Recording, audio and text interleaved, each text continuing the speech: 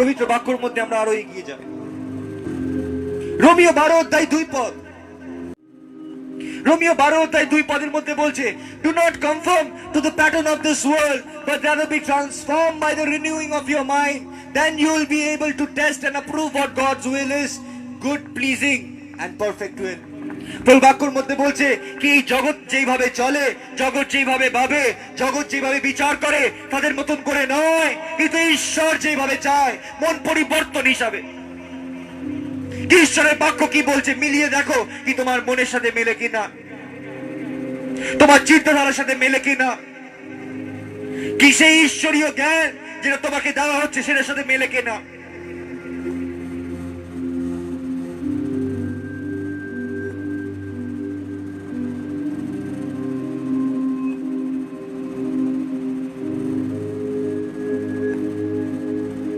আমরা অনেকজন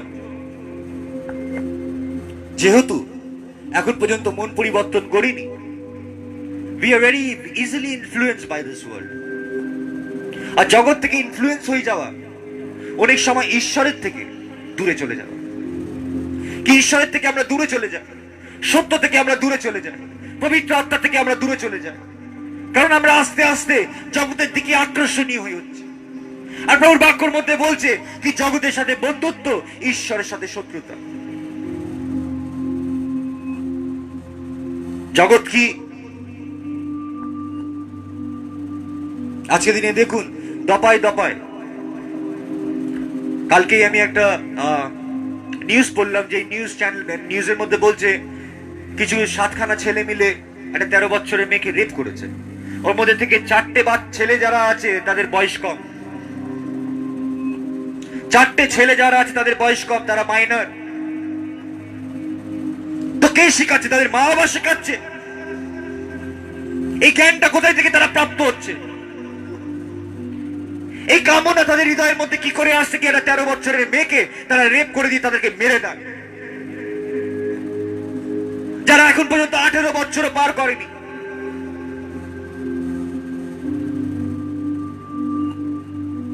কারণ এই জগতের মধ্যে ডিসেপটিভ স্পিরিটস রয়েছে, এমন এমন ছলনাকারী আত্মারা আছে যারা এই জগতের মধ্যে কার্যকারী হয়ে উঠেছে, আর তারা সবকে ভ্রান্ত করে নিয়ে যাচ্ছে, ধ্বংসের পথে নিয়ে যাচ্ছে। কিন্তু একমাত্র ঈশ্বরের বাক্য আছে যেটা ঝকমক করে আলো হিসাবে জ্বলছে, কি যে কেউ সেই আলোর সামনে আসে সে নিজের উলঙ্ঘনতা খুঁজে পায়, তারা দেখতে পায় তারা কত পাপী, তারা বুঝতে পারে কি তারা ভুল, তারা জানতে পারে কি তাদের রাস্তা ভুল। আর তারা যতক্ষণ এই আলোর মধ্যে থাকে ততক্ষণ তাদের মধ্যে পরিবর্তনের কামনা থাকে। কিন্তু যখনই তুমি কোনো পাপ করতে চাও, তুমি আলোর থেকে দূরে যাবে। নয় বাক্য তোমাকে পাপ থেকে দূরে রাখবে, নয় পাপ তোমাকে বাক্য থেকে দূরে রাখবে। নয় পাপ তোমাকে আকর্ষণ করছে, বাক্য তোমায় না, নয় বাক্য তোমায় আকর্ষণ করছে কিন্তু পাপ করতে পারছে না। দুটোর মধ্যে একটা হয়। প্রভু বলছে দু প্রভুর সেবা করা যায় না। নয় তুমি একটাকে ঘৃণা করবে, আরেকটাকে তুমি ভালোবাসবে, নয় আরেকটাকে ভালোবেসে অন্যটাকে ঘৃণা করবে। তাহলে যদি মন পরিবর্তন হয়, মন পরিবর্তন হলে পুরোপুরি ভাবে ডেডিকেটেড, পুরোপুরি ভাবে কমিটেড, পুরোপুরি ভাবে ফেথফুল, পুরোপুরি ভাবে বিশ্বস্ত, পুরোপুরি ভাবে প্রভুর সাথে যুক্ত, যে সন্ধি স্থাপন করে সে প্রভুর জন্যই বাঁচছে, প্রভুর জন্যই চলছে, প্রভুর জন্যই এগাচ্ছে, যে লক্ষ্য প্রভু দিয়েছে সেই লক্ষ্য নিয়ে চলছে।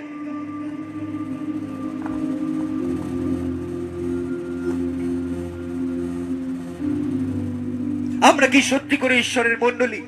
যদি সত্যি করে ঈশ্বরের মণ্ডলী হয়, তাহলে তখন আমরা কি করছি? যেখানে সমালোচনা চলছে ওখানে আমরা বসে কি করছি?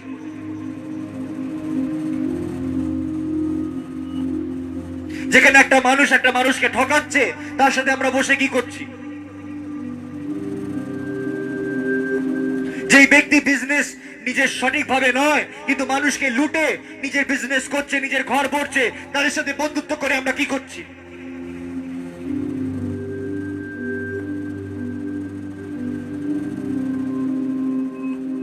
আমরা নিজের জীবনের মধ্যে সবার সাথে, জগতের সাথে হাত মিলিয়ে চলার জন্য আমরা মন্দ ব্যক্তিদের সাথেও হাত মিলিয়ে চলি, তাদের সাথে উঠি, তাদের সাথেও বসি, যেন আমার জীবনের মধ্যে কষ্ট না হয়, আমি যেন কমফর্ট জোনের মধ্যে থাকি, আমার উপরে যেন আঙ্গুল না ওঠে, আমার মতো যেরকম ওকে অপমান করলে যেন আমাকে না করে। তাই তো আমরা নিজের পিঠ এড়িয়ে চলি। আর যখন আমরা এড়িয়ে এড়িয়ে চলি, তখন আমরা জগতের মতন করেই চলি, যেরকম জগৎ করছে।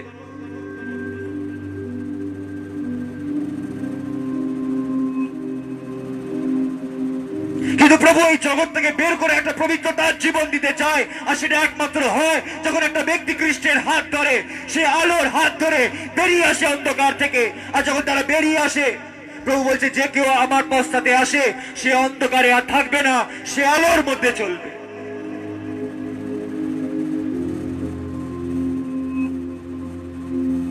কিন্তু যদি কোনো লড়াই আমরা লড়তে পারছি না, বা কোনো লড়াই আমরা জিততে পারছি না, আমরা অন্ধকারের মধ্যে ফেরত যাই। কোন পাপকে যদি আমি পুষে রেখেছি, তাহলে আমরা অন্ধকারের মধ্যে ফেরত যাই।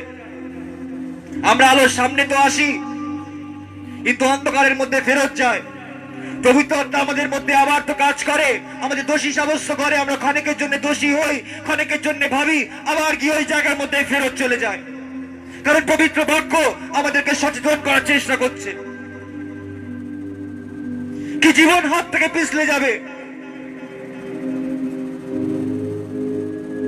তোমার জগতের মধ্যে উদ্দেশ্য রয়েছে, আর ওই উদ্দেশ্য টাকা কামানো নয়, ওই উদ্দেশ্য বাচ্চা বড় করার নয়, ওই উদ্দেশ্য তোমার নিজের ঘরকে দেখার নয়, ওই উদ্দেশ্য তোমার নিজের জীবনকে নিয়ে ভাবার নয়। কিন্তু ঈশ্বর তোমাকে উদ্দেশ্য দিয়ে পাঠিয়েছে, ঈশ্বর তোমাকে পরিকল্পনা দিয়ে জগতের মধ্যে বপন করেছে।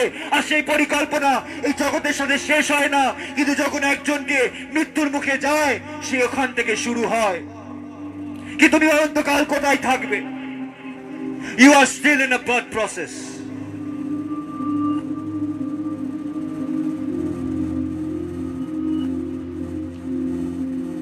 তাই তো পবিত্র আত্মা যখন খ্রিস্টের কাছে এসেছিল, সে তাকে মরুভূমির মধ্যে নিয়ে গেছিল 40 দিন উপবাস করাবার জন্য, আর দিয়াবলের কাছ থেকে নানান রকমের প্রলোভন থেকে প্রলোভিত করার জন্য। আমাদের জীবনের মধ্যেও যখন পবিত্র আত্মা আসে, সে আমাদেরকে ওই জায়গার মধ্যে থেকে বের করে নিয়ে আসে। আমরা হেঁটে বেরিয়ে চলে আসি। আমরা যেখানে না বলতে পারতাম না, সেখানে না বলতে শিখি। আমরা যেসব কথাগুলোকে উল্লেখ করতে পারতাম না, আমরা ওটাকে উল্লেখ করতে শিখি। আমরা সত্য বলতে শিখি, যদিও বা ওই সত্যের জন্য আমি অপমানিত হচ্ছি, কিন্তু তবু আমি বলবো, কারণ আমি সত্য জানি। পবিত্র বাক্যের মধ্যে আবার বলছে কি, যখন আমাদের মন পরিবর্তন হয়, আমাদের মন যখন নতুনত্ব হয়, তখন আমরা বুঝতে পারি কি ঈশ্বরের পরিকল্পনা, ইচ্ছা কি। না, তার আগে বোঝা যায় না ঈশ্বরের পরিকল্পনা কি। তুই বারবার পথ হারিয়ে ফেলবে, কারণ এখন পর্যন্ত মন পরিবর্তন হয়নি। তুমি ক্ষণিকের জন্য বুঝবে, আবার হারিয়ে ফেলবে। পবিত্র বাক্য আবার 1 যোহন 2 অধ্যায় 15 পদ বাক্যের মধ্যে বলছে, do not love the world or anything in the world. বলছে জগৎকে প্রেম করিও না, আর জগতের মধ্যে যা কিছু আছে কিছু জিনিসকে প্রেম করিও না। If anyone loves the world, the love of the Father is not in them. বলছে যদি কেউ জগতের কামনা করে, ঈশ্বরের প্রেম তার হৃদয়ের মধ্যে নেই। ঈশ্বরের প্রেম তার হৃদয়ের মধ্যে নেই। কারণ যাদের হৃদয়ের মধ্যে ঈশ্বরের প্রেম রয়েছে, তারা জানবে কি জগৎ কতটা স্বার্থপর, জগৎ কতটা এই জগতের মধ্যে নাই নেই।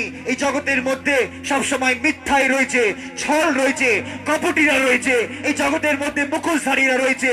আর একদিন আমরা ওরকম বাস করছিলাম, আর ঈশ্বর আমাদেরকে বের করে আলোর মধ্যে নিয়ে আসছে, আর সবকিছুকে ফাঁস করছে যেন আমরা দেখতে পাই। তাই তো এই জগতের কামনা আমার থেকে করা মানে ঈশ্বরকে অপমানিত করা, ঈশ্বরকে পদের মধ্যে দলিত করা, আবার থেকে ঈশ্বরকে ক্রুশার্পিত করা।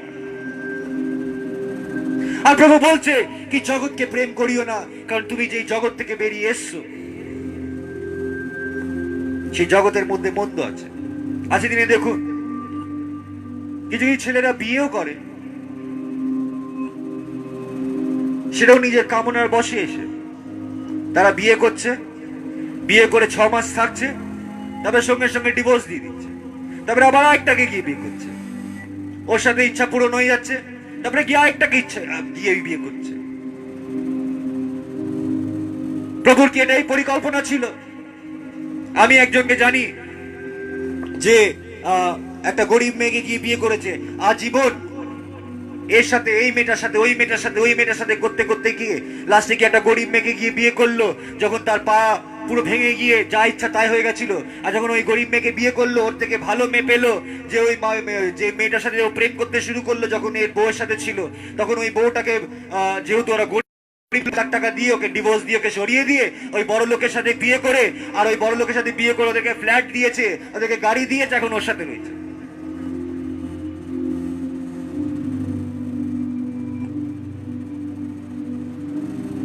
আর এই জগৎ পাপের মধ্যে লিপ্ত থেকে লিপ্ত হয়ে যাচ্ছে, মন্দ থেকে মন্দ হয়ে যাচ্ছে। কিছুদিন আগে আমি কিছু কলেজ স্টুডেন্টদের সাথে পড়ছিলাম, আর কিছু কলেজ স্টুডেন্টের সাথে আমার বিবাদ বেঁধে গেছিল এই কথা নিয়ে। এতটাই বিবাদ বেঁধে গেছিল কি লাস্টে ওখান থেকে আমার সরে যেত।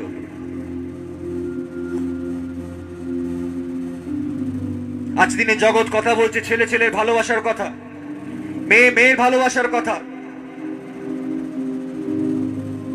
তারা নিজের ইচ্ছাকে পালন করার জন্য প্রত্যেক নিয়ম যেটা মানুষ জাতিকে বানানো হয়েছে সেসব নিয়মকে ধ্বংস করতে চায়।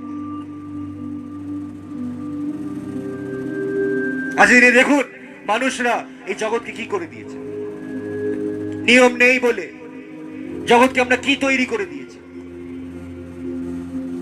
রাত্রেবেলা একটা মেয়ে বাইরের মধ্যে ঘুরতে পারে না, মা বাবারা ভয় করে যদি একটু রাত হয়ে যায়, যদি বাইরে মেয়েরা ঘুরে বেড়াচ্ছে। আমরা এরকম জগতের মধ্যে বাস করছি, আমরা নিজের মেয়েদেরকে আটকাবার চেষ্টা করছি, তাদেরকে বোঝাবার চেষ্টা করছি, তারা আরো বিরুদ্ধে দাঁড়িয়ে যাচ্ছে, কারণ তারা জানে না বাইরে কি হচ্ছে, কি কি হতে পারে। সবাই মনে করে আমার সাথে কিছু হবে না, আমার সাথে কিছু হবে না, কিন্তু হচ্ছে অনেকজনের সাথে। কারণ এই জগৎ মন্দ। আর প্রভু বাক্যের মধ্যে বলছে এই জগৎকে প্রেম করিও না, কারণ ঈশ্বরের প্রেম তাদের হৃদয়ের মধ্যে নেই। For everything in the world the last of the flash, বলছে শারীরিক কামনা থেকে নিয়ে চোখের অভিলাষা থেকে নিয়ে দ্য প্রাইড অফ লাইফ, জীবিকার দর্প।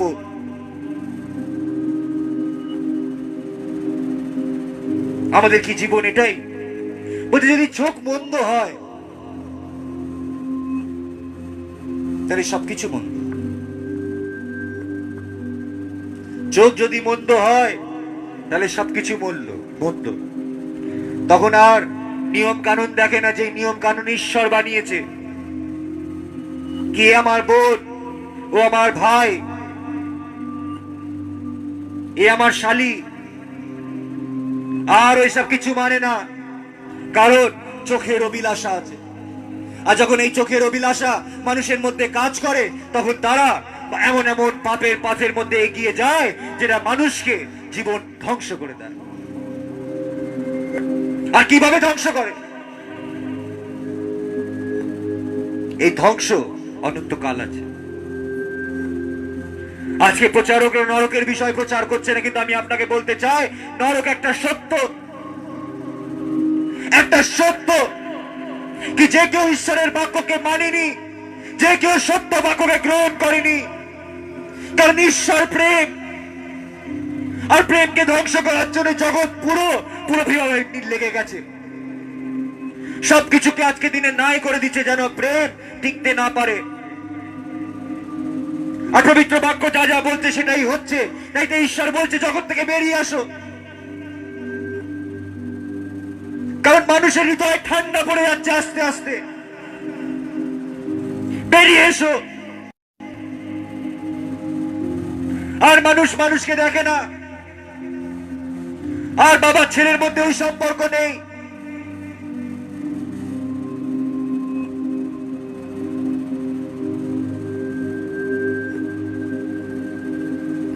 পাপ জগতের মধ্যে রাজত্ব করছে। আর আমরা প্রভুকে ধন্যবাদ দিই কি খ্রিস্ট ওই পাপের নাশ করে দিয়েছে, তিনি শেষ করতে আসছেন। তাইতে আজ আমরা যুদ্ধের মধ্যে রয়েছি, আর আমরা অপেক্ষায় রয়েছি কি কখন এই পাপের শেষ হবে।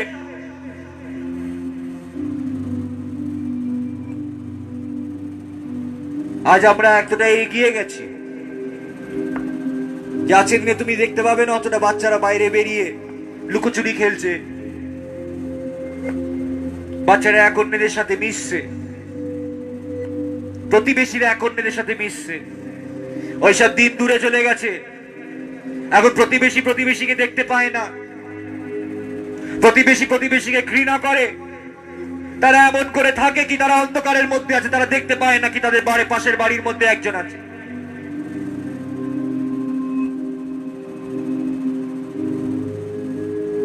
পবিত্র বাক্য আমাদেরকে সচেতন করছে। জীবিকার দর্প, দ্য প্রাইড অফ লাইফ, অহংকার করা কি আমার কাছে এটা আছে, আমার কাছে ওটা আছে, আমি এটা প্রাপ্ত করেছি, ওটা প্রাপ্ত করেছি। কি লাভ হবে যখন প্রাণ পাখিটা দেবে ফাঁকি? কি লাভ হবে সেই জমি? কি লাভ হবে সেই টাকা পয়সা যখন তোমার প্রাণ তোমার কাছ থেকে বেরিয়ে চলে যাবে? তখন আর কোনো কিছু লাভের হবে না। ওই সময় যখন তোমার জীবন তখন এইসব জিনিস আর মূল্যবান থাকবে না। তখন একটাই জিনিস মূল্যবান থাকবে কি আমি কোথায় যাচ্ছি এবার, আমার শেষের পর কি? মৃত্যুর মুখের সামনে দাঁড়িয়ে প্রত্যেক মানুষকে যেতে হবে। এখন তো তুমি বলতে পারো কি আমার জীবনের মধ্যে এখন আমি ঠিকভাবে চলবো, আমার তো বয়স কম। মৃত্যু বয়স দেখে না, ও দেখবে না তুমি 9 বছর, তুমি 10 বছর, ইয়া তুমি 1 বছর। রোগ বয়স দেখে না। এইসব শত্রু যেটা মানুষের আজকে দিনে মানুষ জাতিকে ধ্বংস করে এসছে সর্বপ্রথম থেকে, সেটা কোনো বয়স দেখে না। সেটা আসবে, অসময়ে আসবে আর নিয়ে চলে যাবে। আমোসের পত্রের মধ্যে বলছে 4:12, প্রস্তুত হও, তুমি ঈশ্বরের সম্মুখীনে দাঁড়াবে।